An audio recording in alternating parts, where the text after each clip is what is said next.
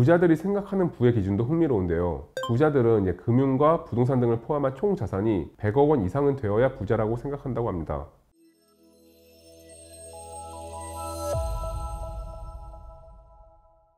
안녕하세요. 회생메이트 김태형 변호사입니다. 피디님께서 생각하는 우리나라의 평균적인 중산층의 모습이 어느 정도인가요? 부부라면 아이 한 명 있다 과정하고 그래도 한 30명 아파트에 빚 없고 월급 한 500 정도면 중산층이지 않을까요? OECD 내 많은 국가에서 중위소득이라는 지표로 부의 기준을 평가합니다. 중위소득은 총 가구의 소득순으로 순위를 매긴 후에 정확히 가운데를 차지한 가구의 소득을 의미합니다. 여기서 중산층이 75에서 200% 정도가 됩니다. 2023년도 기준으로 1인 가구부터 4인 가구 중위소득이 각각 208만원, 346만원, 444만원, 540만원 정도 됩니다.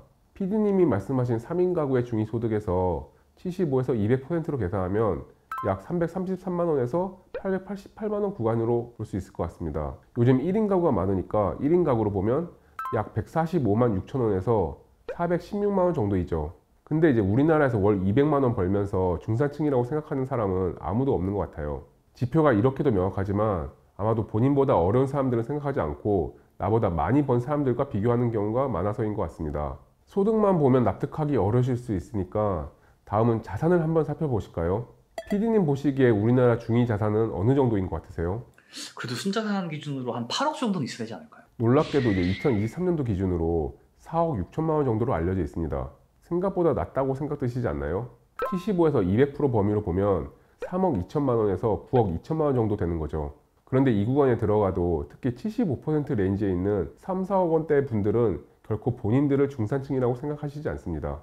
올해 1월에 이제 KDI 한국개발연구원에서 발간한 한국의 중산층은 누구인가에 따르면 소득이나 자산 등 객관적 기준으로 중산층에 속하는 사람들과 스스로를 이제 중산층이라고 인식하는 사람들 간의 인식 차이가 크다는 점이 드러났습니다. 많은 사람들이 이제 자신의 경제적 위치를 실제보다 낮게 평가하고 있다는 것이죠. 양극화가 이제 심화되면서 중산층의 규모가 줄어들고 있긴 하지만 객관적 중산층과 주관적 중산층의 불일치하다는 점은 참 흥미로운 것 같습니다. 그렇다면 이제 우리나라 사람들이 생각하는 부자의 기준은 어떻게 될까요? KB금융그룹에서는 이제 매년 부자 보고서를 발간하고 있는데요. 통상 금융자산 10억 원 이상을 부자로 정의하고 있습니다. 물론 이제 부동산 자산까지 포함하면 그 기준은 더 높아지겠죠. 부자들이 생각하는 부의 기준도 흥미로운데요. 부자들은 이제 금융과 부동산 등을 포함한 총 자산이 100억 원 이상은 되어야 부자라고 생각한다고 합니다. 2020년까지만 해도 70억 원이었는데 유동성 증가 및 자산 가격 상승의 영향으로 2021년 100억 원으로 높아진 이후에 3년 연속 이를 유지하고 있습니다. 한편 이제 한국의 부자는 매년 증가하는 추세인데 2023년도 기준으로 45만 6천 명으로서 전체 인구의 약 0.89% 정도 차지한다고 합니다. 여담이지만 이제 어떻게 부자가 되었는지도 궁금하실 텐데요. 이게 제일 궁금하실 수 있죠. 2021년도 이후에 이제 근로소득으로 부자에 진입한 경우가 점점 늘어나고 있다고 합니다.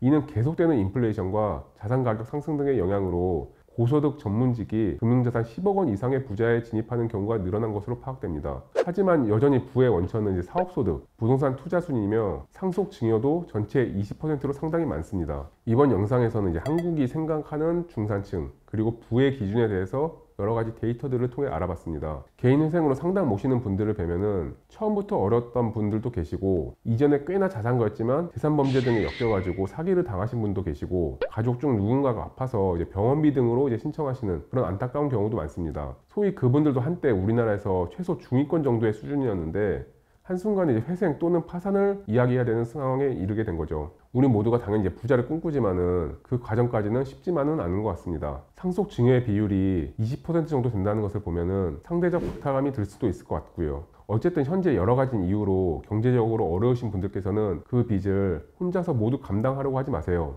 개인 회생 제도를 통해서 최대한 빠르게 회복하셔서 경제적인 재기를 이루실 수 있으면 좋겠습니다. 그런 계기를 빨리 마련하셔야 됩니다. 감사합니다.